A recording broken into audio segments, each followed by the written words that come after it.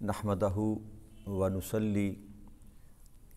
नुसल्ली अला रसूलिहिल अमीनिल मकीनिल हनीनिल करीमिर रऊफ़ुर रहीम अम्मा बाद फ़अऊज़ु बिल्लाहि मिनश शैतानिर रजीम बिस्मिल्लाहिर रहमानिर रहीम। वाजिबुल एहतराम साथियों, अल्लाह ताला का बेपनाह लुत्फ़ व करम और उसका एहसान अज़ीम है कि जिसकी तौफ़ीक से हम उसके ज़िक्र के लिए उसके घर में जमा हैं। आज हम अल्लाह की तौफ़ीक से सूरह अल-बक़रा की आयत नंबर 257 है, जिससे अपने सबक का आगाज़ करेंगे। इसमें अल्लाह करीम ने इरशाद फरमाया, अल्लाहु वलियुल्लज़ीना आमनू युख़रिजुहुम मिनज़्ज़ुलुमाति इलन-नूर वल्लज़ीना कफ़रू औलियाहुमुत-ताग़ूतु युख़रिजूनहुम मिनन-नूरि इलज़्ज़ुलुमात उलाइका अस्हाबुन-नार हुम फ़ीहा ख़ालिदून। अल्लाह करीम इरशाद फरमाते हैं कि ईमान वालों का जो कार साज है, दोस्त है, वो अल्लाह ही है।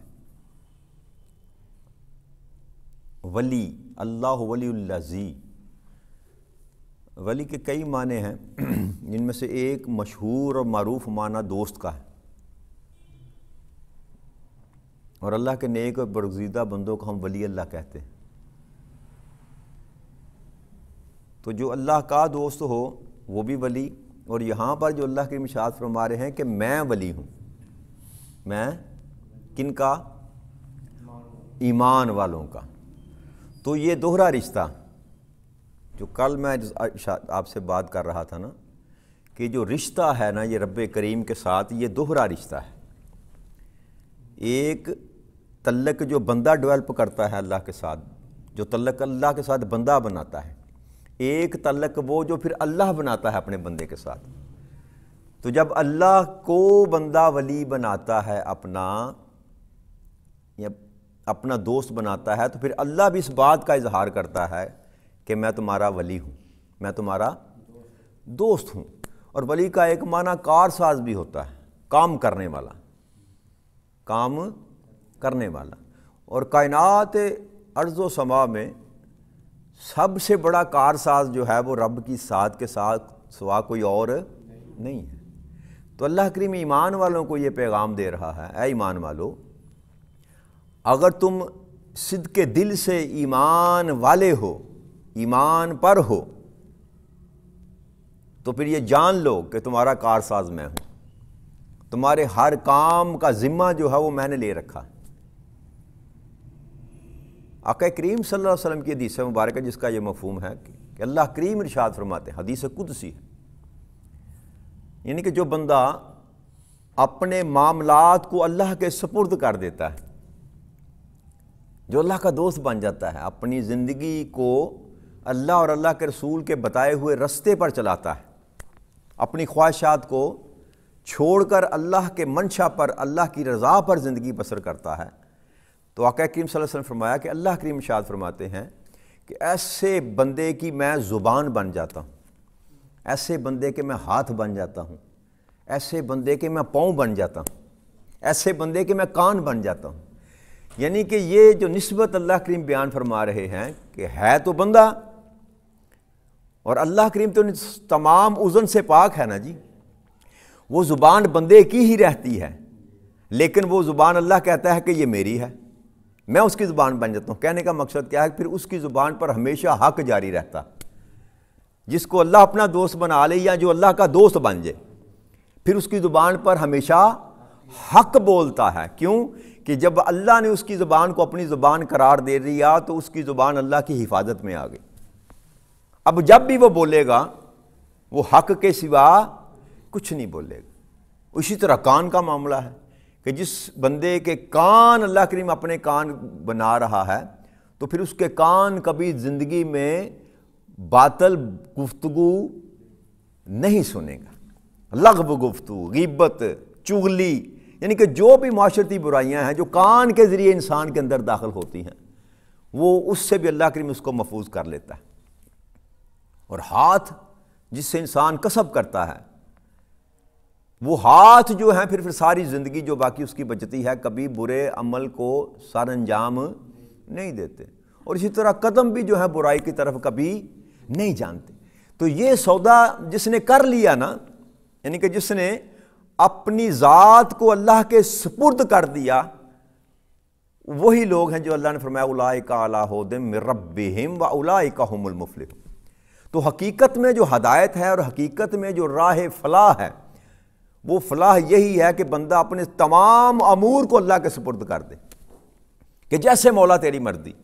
اور یہ بھی بات یاد رکھیے گا کہ ہوتا وہی ہے جو اللہ چاہتا ہے، ہم اس بات کو سمجھتے نہیں۔ حقیقت میں ہوتا وہی ہے جو اللہ چاہتا ہے، جو اللہ چاہتا ہے۔ اللہ کی چاہت کے سوا کائنات میں کچھ بھی ہو نہیں سکتا۔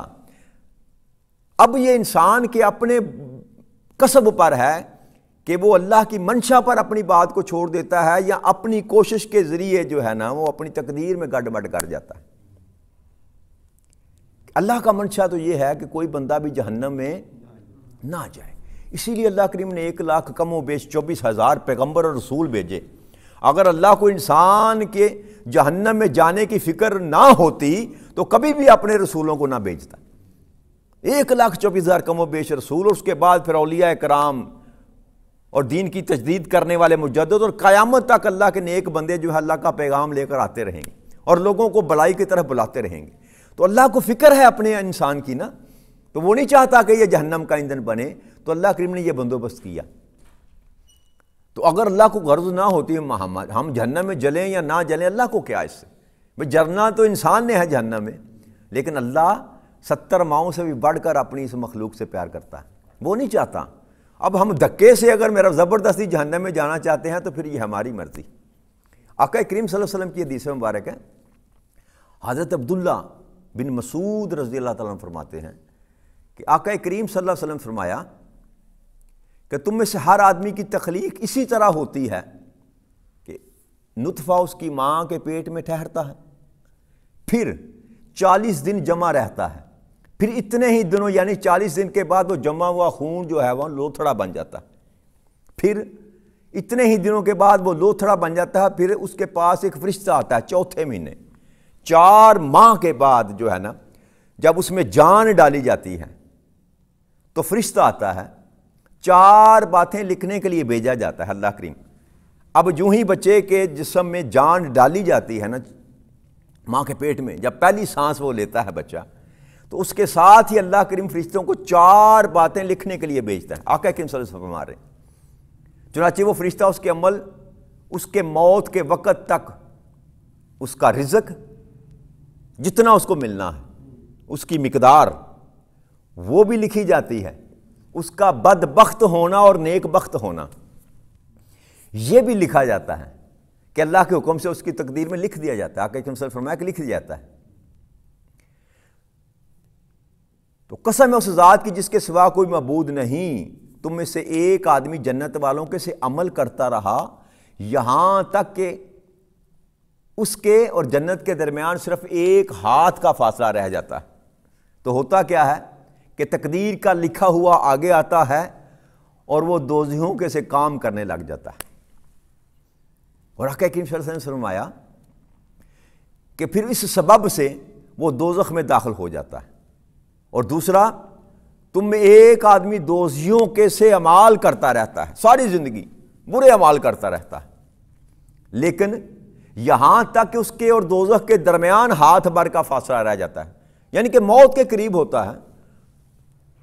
تو آقا نے فرمایا کہ تقدیر کا لکھا سامنے آتا ہے اور وہ جنت والوں کے سے کام کرنے لگ جاتا ہے تو جنت میں داخل ہو جاتا ہے۔ یہ حدیث مبارک صحیح بخاری اور مسلم میں متفق علیہ حدیث مبارک ہے کہ یہ جو تقدیر اور تدبیر کا معاملہ ہے نا دوستو، تقدیر اور تدبیر کا معاملہ یہ بھی اللہ کے اسرار میں سے ہے، اللہ کے راز میں سے ہے کہ تقدیر اس نے لکھ دی کہ میرا اختتام کیسے ہوگا یہ اللہ کے پاس محفوظ ہے، لیکن مجھے اس کا علم نہیں ہے۔ اسی لیے جب ہم دعا کرتے ہیں نا، میت کی دعا ہم پڑھتے ہیں نا، اللہم اغفر لحینا و میتنا و شاہدنا و غائبنا و صغیرنا و کبیرنا و ذکرنا و انثانا، اللہم من احییتہ من فحی الاسلام ومن توفیتہ منا فتوفہ علی الایمان، کہ زندہ رکھنا اسلام پر لیکن خاتمہ کرنا ایمان پر، کہ ایمان پر خاتمہ جو ہے نا اصل کامیابی انسان کی یہ کہ انسان زندگی میں بڑیاں کوتاہیاں، غلطیاں، گناہ صغیرہ بھی کبیرہ بھی کرتا رہتا ہے، بڑے بڑے نیک اعمال بھی کرتا رہتا ہے ساری زندگی، لیکن خاتمہ جو ہے انسان کا بعض اوقات ایسا ہوتا ہے کہ اچھا بھلا انسان نیکی کے رستے پر ہوتا ہے، کسی مقام پر جا کر گمراہ ہو جاتا ہے اور اس کی ساری زندگی کی ہوئی کمائی جو ہے وہ ضائع ہو جاتی، ضائع۔ اسی طرح ایک بندہ ہے جو ساری زندگی برائی کرتا رہتا ہے، لیکن ایک مقام ایسا آتا ہے کہ وہ کوئی ایسا کام کر جاتا ہے کہ رب کریم کو اس کی ادا پسند آ جاتی ہے، تو اللہ کریم اس کا بدل دیتا ہے نظام سارا، اور اس کی ساری زندگی کو دھو کر اس کو اپنے نیک اور پارسا بندوں کی لسٹ میں شامل کر لیتا ہے۔ تو تقدیر جو ہے نا، یاد رکھیے گا، میں نے پہلے بھی آپ سے بات کی، تقدیر اللہ کے علم کو کہتے ہیں، یاد رکھیے کہ میں آج کیا ہوں، کل میں کیا ہوں گا، پرسوں میں کیا ہوں گا، میرا خاتمہ ایمان پر ہوگا کہ نہیں ہوگا، یہ سارے کا سارا معاملہ اللہ کے پاس لکھا ہوا، اور تقدیریں بدلی بھی جاتی ہیں، یاد رکھیے تقدیریں، اور یہ بھی لکھا ہوا ہے، یعنی کہ حتمی علم جو ہے نا اللہ کریم کے پاس ہے، حتمی علم اللہ کریم نے یہ لکھ رکھا ہے کہ ایک بندہ چل رہا ہے، نیک اعمال کر رہا ہے، اور کسی مقام پر آ کر برائی کے رستے پر چل گیا تو وہ برا بن گیا، یہ بھی لکھا ہوا ہے۔ پھر اس کو کسی نے دعوت دی، اس کو کسی نے بلایا، اللہ کی طرف بلایا، کسی نے اس پر محنت کی، پھر وہ دین کی طرف آ گیا، وہ یہ بھی لکھا ہوا ہے۔ انسان کی زندگی پیدا ہونے سے پہلے اور مرنے کے بعد عالم برزخ کا معاملہ، جنت میں جائے گا، جہنم میں جائے گا، جہنم میں جائے گا تو کس حصے میں جائے گا، جنت میں جائے گا تو اس کو کیا مقام ملے گا، کون کون اس کی شفاعت کرے گا، کیسے اس کی شفاعت ہوگی، یہ سارے کے سارے معاملات جو ہیں اللہ کریم نے لکھ رکھے ہیں۔ اب انسان کا کردار صرف اتنا ہے میرے دوستو کہ انسان طلب انسان کی اگر صادق ہو، طلب انسان کی صادق ہو تو رب کریم اس پر بند دروازے بھی کھول دیتا ہے، بند دروازے بھی کھول دیتا ہے۔ آپ جو کمپیوٹر کو دوست استعمال کرتے ہیں نا، کمپیوٹر ایک ونڈو ہے اس کی جو اس میں آپ انسٹال کرتے ہیں تو وہ کمپیوٹر چلنا شروع کر دیتا ہے، تو اس میں کئی فولڈر ہوتے ہیں جی، کئی، آپ نے ماؤس پہ کلک کیا، یہ فولڈر کھولنا ہے وہ کھلے گا، اچھا یہ نہیں کھولنا یہ کھولنا ہے تو وہ کھلے گا۔ اب سارے کا سارا کمپیوٹر کا سسٹم آپ کے اختیار میں ہے، یاد رکھیے جی، آپ اس سسٹم پر بیٹھ کر جو چاہیں، جیسے آپ کی مرضی ہوگی، جیسے آپ کی منشا ہوگی، آپ اس کو استعمال کریں گے۔ ہر بندے کے پاس وہی ونڈو ہے، یعنی کہ اگر ونڈو 7 ہے یا ونڈو 10 ہے یا ونڈو 8 ہے، کروڑ آدمی ہیں جو اس ونڈو کو استعمال کر رہے ہیں، لیکن ہر آدمی اپنی مرضی سے استعمال کر رہا ہے، ونڈو ایک ہی ہے، ونڈو ایک ہی ہے نا۔ تو جو فولڈر میں کھولتا ہوں وہ آپ کی ضرورت نہیں ہے، آپ دوسرا فولڈر کھولتے ہیں۔ تو ہر آدمی کی اپنی چاہت پر ہے کہ وہ کون سا فولڈر استعمال کرنا چاہتا ہے، کون سا پروگرام استعمال کرنا چاہتا ہے۔ بس اسی طرح انسان کی زندگی ہے میرے دوستو، اللہ نے ایک مکمل آپ کو پورا فل فلیج زندگی دے کر بھیجا ہے، ایک پورا پیکج دے کر بھیجا ہے آپ کو، اور سارے ہی رستے آپ کے لیے اللہ کریم نے کھول کر رکھے، اور رہنمائی کے لیے اللہ کریم نے اپنے نبی بھی بھیجے، اپنے دوست ولی بھی بھیجے۔ اب سارے کا سارا جو دین ہے انسان کے سامنے پڑا ہوا ہے، اب مرضی انسان کی ہے کہ اس میں سے کون کون سا رستہ جو ہے وہ استعمال کرتا ہے، کون کون سا فولڈر وہ کھولتا ہے جی، کس کس رستے کو وہ اڈاپٹ کرتا ہے، کس کس رستے پر وہ چل کر اللہ کے پاس جانے کے لیے تیار ہوتا ہے۔ تو یہ سارا اختیار جو کل یا پرسوں ہم نے گفتگو کی تھی کہ سارا اختیار اللہ کریم نے بندے کو دے رکھا ہے۔ اب اللہ کی ذات پر یہ بہتان باندھنا کہ میرے مقدر میں یہ لکھا تھا اس لیے میں برا بن گیا، یہ سراسر جو ہے نا گمراہی ہے، سراسر آپ کا عمل جو ہے نا وہ آپ کے مقدر کو بدلے گا، اگر مقدر تبدیل نہ ہوتے تو اللہ کے یہ ارشاد نہ فرماتا کہ جب جو میں چاہتا ہوں لکھا ہوا مٹا دیتا ہوں اور پھر جو چاہتا ہوں لکھ دیتا ہوں. کیوں؟ کیونکہ کتاب میرے پاس ہے. قلم بھی اس کا، کتاب بھی اس کی. قلم بھی اس کا، کتاب بھی اس کی. مالک بھی وہ ہے، جو چاہے گا مٹا دے گا، جو چاہے گا لکھ دے گا. یہ اختیار اس کے پاس. میرے پاس علم نہیں ہے، اس لیے میں اس بحث میں پڑھتا ہوں کہ میرے مقدر میں یہ لکھا تھا. وہ علامہ اقبال کا شعر ہے، ابس ہے شکوہ تقدیر یزداں تو خود تقدیر یزداں کیوں نہیں. کہ تو بس شکوہ ہی کرتا رہتا ہے کہ میرے مالک نے تقدیر بنانے والے نے میری تقدیر ایسے بنائی، تو اپنی تقدیر خود لکھنے والا کیوں نہیں بنتا؟ بھائی اللہ نے سارے راستے کھول دیے نا جی. بنی اسرائیل کی دور کا ایک واقعہ ہے کہ موسیٰ علیہ السلام گزر رہے تھے تو ایک بندے نے آواز دی کہ اللہ کے نبی میری بات سن جائیے گا. تو انہیں فرمایا ہاں بولو. کہنے لگا کہ زندگی کے دن ہیں اور بڑی مشکل سے گزر رہے ہیں، آپ میرا ایک کام کریں، اللہ کریم سے کہیں کہ جتنا میرا رزق ہے نا مجھے ایک دفعہ دے دے، میں 4 دن زندگی کے جی بھر کے کھا تو لوں نا. آپ نے فرمایا ٹھیک ہے، میں اللہ کے حضور تیری یہ درخواست پیش کر دوں گا. حضرت موسیٰ علیہ السلام جب گئے اللہ کے پاس کلام کیا تو اس کی درخواست پیش کی کہ مولا میری امت میں سے ایک شخص ہے، یہ فلاں شخص ہے، اس کی یہ ڈیمانڈ ہے، یہ وہ چاہتا ہے. تو اللہ نے فرمایا ٹھیک ہے، جیسے اس کی مرضی ہے. تو اللہ کریم نے اس کے ساری زندگی کا جو راشن تھا نا اس کا بندوبست کر دیا. تو وقت گزرتا گیا.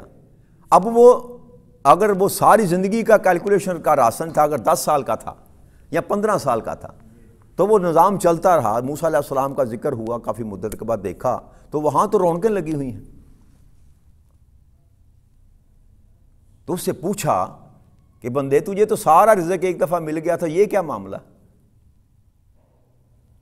پھر اللہ کریم کے پاس گئے کہ یا مولا کریم جتنا رزق تو نے اس کو عطا کیا تھا وہ تو کھا چکا ہوا چاہنا تھا اس کو.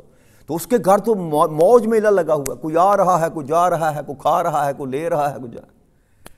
تو اللہ کریم نے فرمایا کہ موسیٰ وہ میرا بندہ ہے اور میں رب ہوں. جو اس نے سوال کیا تھا میں نے اس کا سوال پورا کر دیا. اب میں کیا کر سکتا ہوں؟ وہ ایک حصہ کھاتا ہے، باقی جو بچتا ہے میری راہ میں وہ خرچ کر دیتا ہے. تو میں نے تو وعدہ کر رکھا ہے کہ جو میری راہ میں خرچ کرے گا 10 گنا اس کو لوٹاؤں گا. تو نہ وہ خرچ کرنے سے باز آتا ہے نہ میں اس کو دینے سے باز آتا ہوں. تو یہ انسان کا اپنا زندگی کا کنسپٹ ہے نا جی. جس کو یہ عقیدہ مل جاتا ہے پھر وہ اپنی تقدیر کو خود ہی بدل لیتا ہے نا جی، کہ نہیں بدلی جاتی.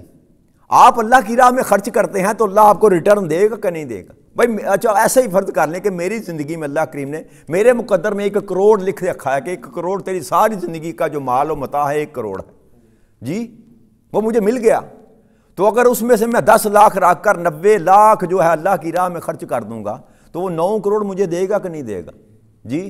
یا تو یہ بندہ یہ باور کرے نا، اگر ہمارا ایمان اجازت دے یا ہماری طاقت اس میں کہ اللہ کا وعدہ استغفر اللہ نعوذ باللہ حق نہیں ہے، تو اگر ہمارا ایمان ہے کہ اللہ کا وعدہ حق ہے تو پھر میں اگر 90 لاکھ خرچ کروں گا تو اس کو 10 سے ضرب دے کر 9 کروڑ تو مجھے دے گا نا.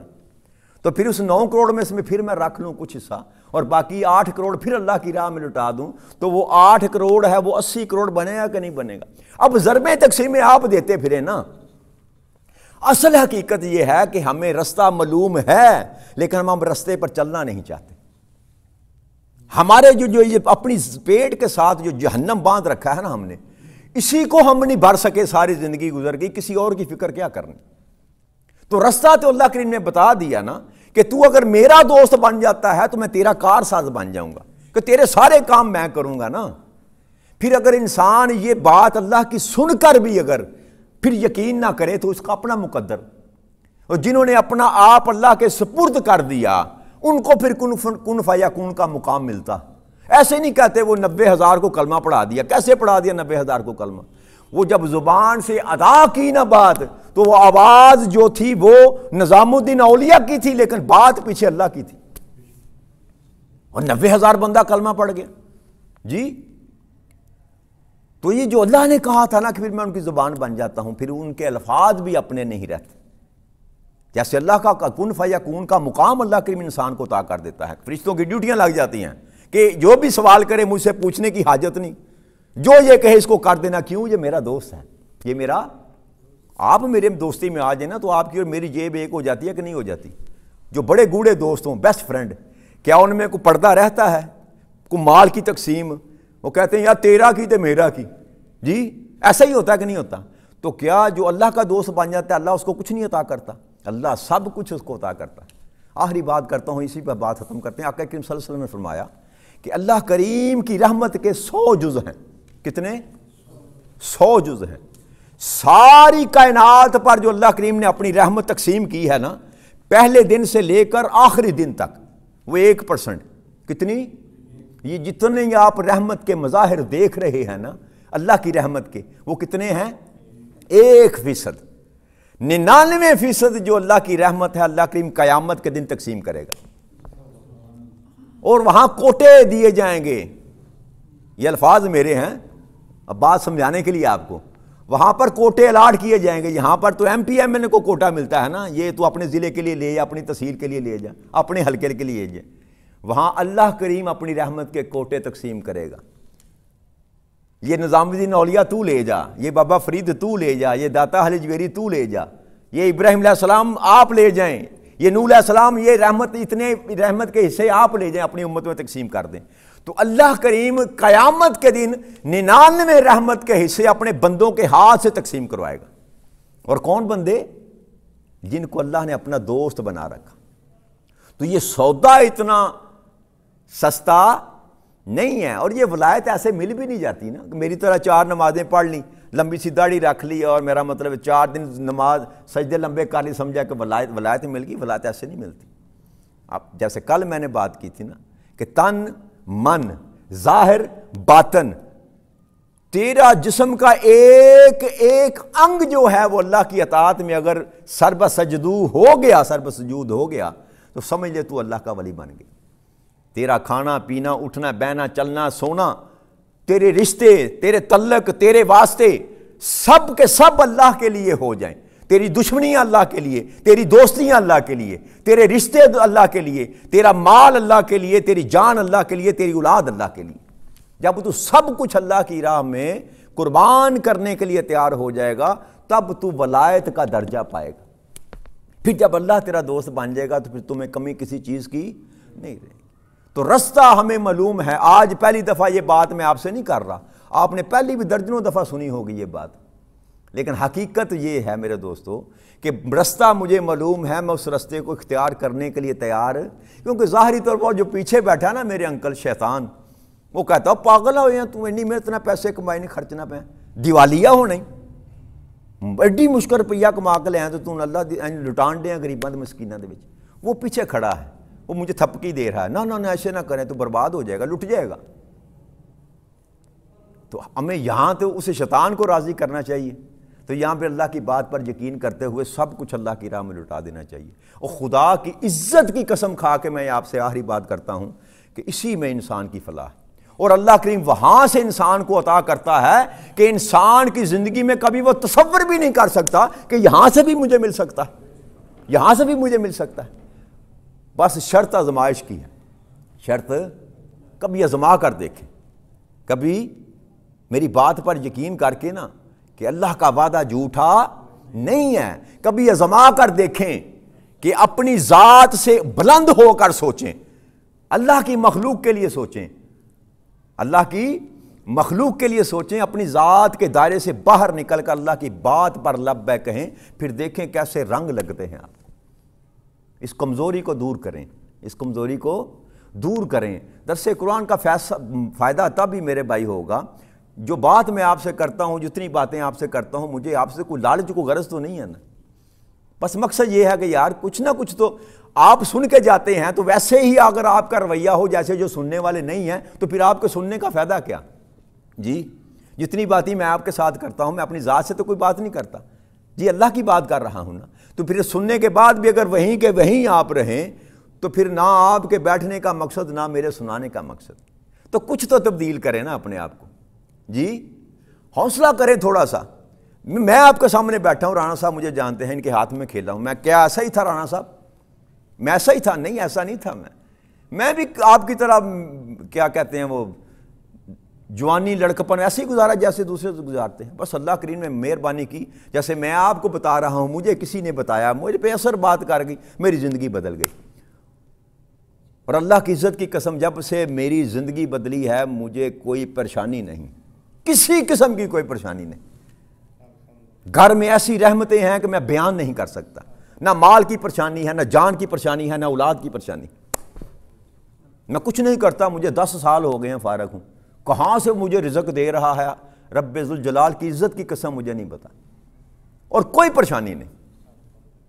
اور یہ میں اپنے تجربے کی بات اس لیے آپ سے بیان کر رہا ہوں کہ میری ہڈ بیتی ہے، جگ بیتی بات نہیں کر رہا، ہڈ بیتی ہے کہ اللہ کے رستے پر چل کر دیکھیں، اللہ کریم ایسی نعمتیں کرتا ہے کہ انسان کے تصور سے باہر ہوتا ہے۔